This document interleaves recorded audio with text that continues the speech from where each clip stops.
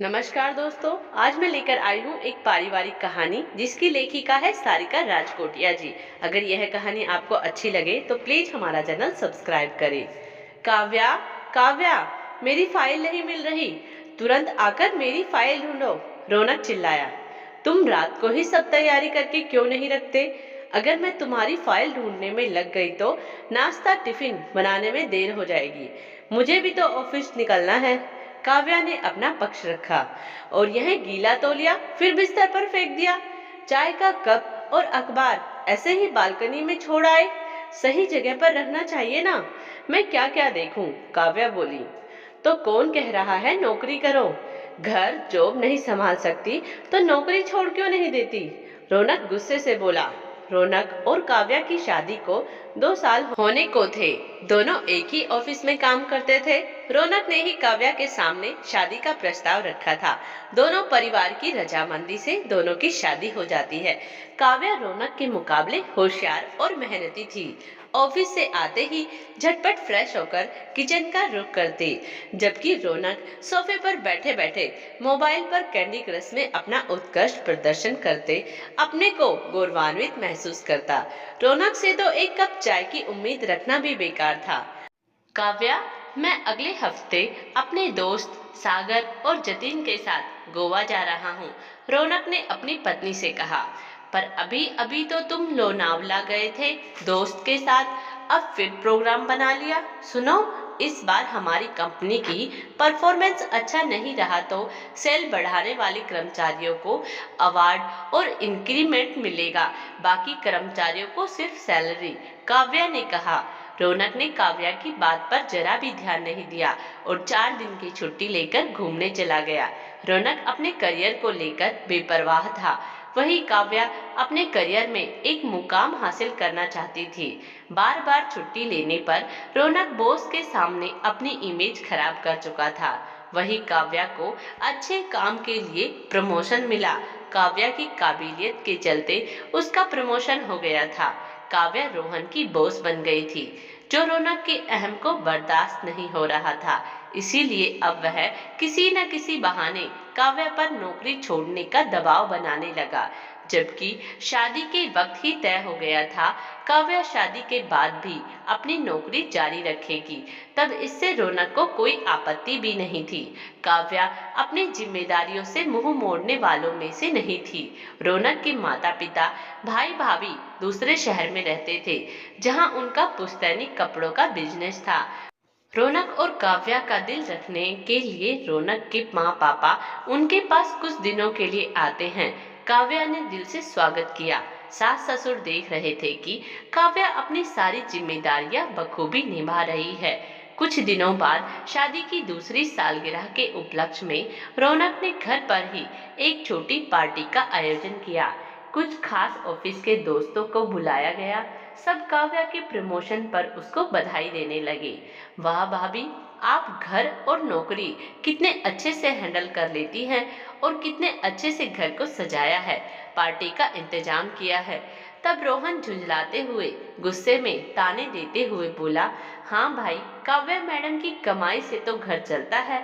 उन्हें तो ऑफिस में विशेष योगदान के लिए नोबल पुरस्कार से सम्मानित किया जाएगा। और हंसने लगा। अपने घटिया मजाक पर रौनक खुद ही हंसा जा रहा था। अपनी पत्नी की कामयाबी को हजम नहीं कर पा रहा था। माहौल बिगड़ रहा था। काव्या का चेहरा क्रोध और दुख से लाल हो रहा था। थोड़ी ही देर में सब दोस्तों ने अपने अपने घर जाने में ही अपनी भलाई समझी। जश्न मायूसी में बदल चुका था। काव्या रोते रोते अपने कमरे में चली जाती है। रौनक के पिता रौनक के पास आकर कहते हैं, बेटा, सालों पहले मैंने जो गलती की थी वही गलती तुम अब दोहरा रहे हो। बेटा, जब पति आगे बढ़ता है, तरक्की करता है, तो पत्नी खुश होती है, पति की तरक्की के लिए प्रार्थनाएं करती है। तो पति को भी अपनी पत्नी की तरक्की में खुश होना चाहिए, न कि उसे हतोत्साहित करना चाहिए। यही गलती मैंने भी की थी। अब तक उस बात के लिए शर्मिंदा हूँ। तुम्हें तो पता है हमारा कपड़ों का पुश्तैनी कारोबार है। तुम्हारी माँ ज्यादा पढ़ी लिखी नहीं थी, पर कपड़ों की क्वालिटी और रंग डिजाइन के बारे में अच्छी जानकारी रखती थी। इस विषय पर उनका अच्छा रुझान था। तुम्हारी माँ की काबिलियत को देखते हुए तुम्हारे दादाजी ने उन्हें कारखाने आने को प्रोत्साहित किया। जल्द ही उन्होंने अपनी पहचान बना ली। वह घर, बच्चे, काम सब कुछ अच्छे से संभाल रही थी। तुम्हारी माँ की सफलता से मैं जलने लगा। मेरी झुंझलाहट गुस्से का रूप लेने लगी। मैं जानबूझकर घर गृहस्थी में उसे उलझाने की कोशिश करता। कभी खाने में कमी निकालता तो कभी घर की सफाई को लेकर परेशान करता। घर में शांति बनी रहे इसीलिए तुम्हारी माँ ने अपने कदम पीछे खींच लिए। इस तरह मैंने एक होनहार प्रतिभा का गला घोट दिया और अपने अहम को संतुष्ट कर लिया।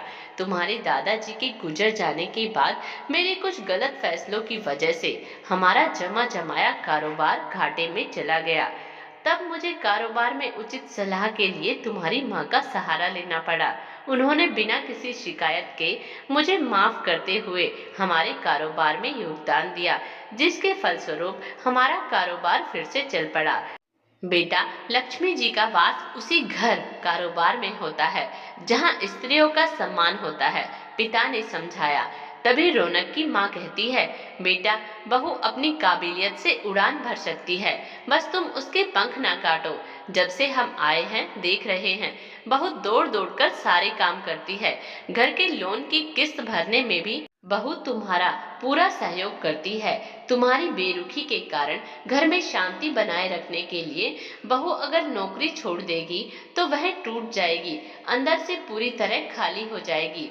यह मैं अच्छी तरह से समझती हूँ। बेटा, एक अच्छा पुरुष, एक अच्छा जीवन साथी वह होता है जो अपनी पत्नी को सम्मान दे, उसके काम की कद्र करे, उसे आगे बढ़ने में सहयोग करे। शादी के रिश्ते को सहेजने के लिए पति और पत्नी दोनों को ही बराबर कोशिशें करनी चाहिए। झूठा अहम रिश्तों की जड़ों को खोखला बना देता है। मैं बहू को त्याग की देवी नहीं बनने दूंगी, उसकी खुद की पहचान खोने नहीं दूंगी। माँ ने रौनक को समझाया, आप लोग ठीक कह रहे हैं, मुझसे बहुत बड़ी गलती हो गई। मैं अपनी पत्नी को टूटने बिखरने नहीं दूंगा। पति का कर्तव्य बनता है जब पत्नी तरक्की करे, वह अगर जीवन में आगे बढ़ना चाहे, पति उसको प्रेरित करे। रौनक ने माफी मांगते हुए कहा, दोस्तों, मेल ईगो कई बार रिश्तों के टूटने की वजह बनती है। अगर पति अपने ईगो को दरकिनार रख पत्नी की कामयाबी में खुश रहे तो पति पत्नी के रिश्ते में और मजबूती आएगी। पत्नी को मिलने वाले सम्मान से ईर्ष्या ना करे। ईर्ष्या के चलते दोनों के बीच वाद विवाद हो जाता है, इसका असर उनके रिश्तों पर पड़ता है। दोस्तों, इस कहानी के बारे में अपनी राय हमें कमेंट्स बॉक्स में जरूर दें। धन्यवाद।